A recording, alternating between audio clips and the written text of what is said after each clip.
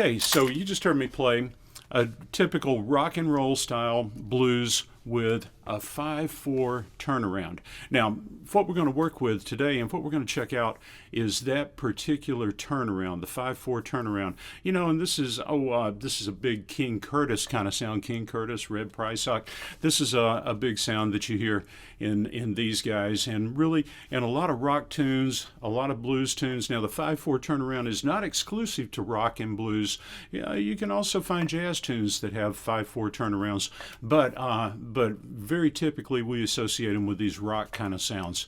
So now the turnaround part is what I was doing is just a basic 1-4-1 blues. So I started out with the 1 chord, and I'm playing in the key of C on tenor sax.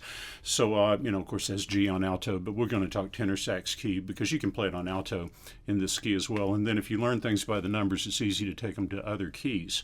So the 1 chord was the C chord. That's where I started out with that. Then I went to the 4 chord. Then back to the 1 chord. But now we're up to the turnaround, the 5/4 turnaround. And really we're just dealing with 2 chords in the key of C. If you count up to the 5th tone in the C scale, C, D, E, F, G, 1, 2, 3, 4, 5, that puts us on G. Now if G is 5, 1, 2, 3, 4, you find F is 4. So we're dealing with the G chord and the F chord. Now in these blues tunes, I'm playing kind of a rock tune that has 7th chords in it right now, but these turnarounds often, and the tunes don't always have 7s in them. Sometimes these blues and rock tunes are just pretty much major chords or 6 chords. So either way, we're still dealing with the G chord and the F chord in the key of C as the 5/4. Now, a lot of the licks that you put on, in fact, most of the licks that you put on these kind of tunes, especially these licks that move parallel like that,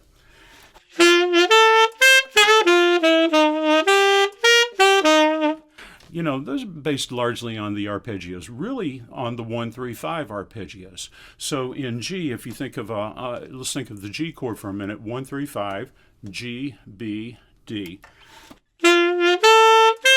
That's at the heart of that lick.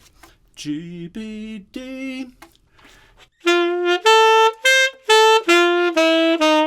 So G, B, D, B, G. Now I need to transport to the F chord, so I'm just going to go chromatically. G, F sharp, F. And I'm going to play 1-3-5 in F. And back to 3. And then, however, I choose to get back to the C chord, which is where we would go next to 1. Or just. So the lick again.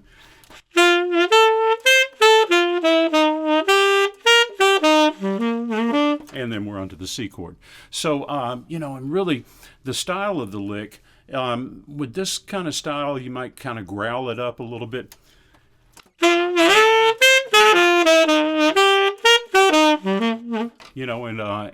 And just play it with the rhythm that whatever the groove is fits. It could be played with a swing kind of beat. I was swinging it right there. Of course, you might have an even sound. Sorry. So it could be an even kind of rock sound. So, you got a lot of different kind of rhythms to work with there.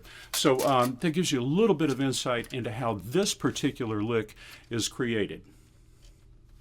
Now, if you want to learn more of these licks, I've got a complete, not a full length lesson, but I'm going to put a little bit of an extended lesson with, another 4 of these licks on my subscription site, randyhunterjazz.vhx.tv, and I'll also include a written PDF with that so that you can read them. So I hope you'll go check these licks out at that site, and then you'll have just tons of this stuff to practice. Okay?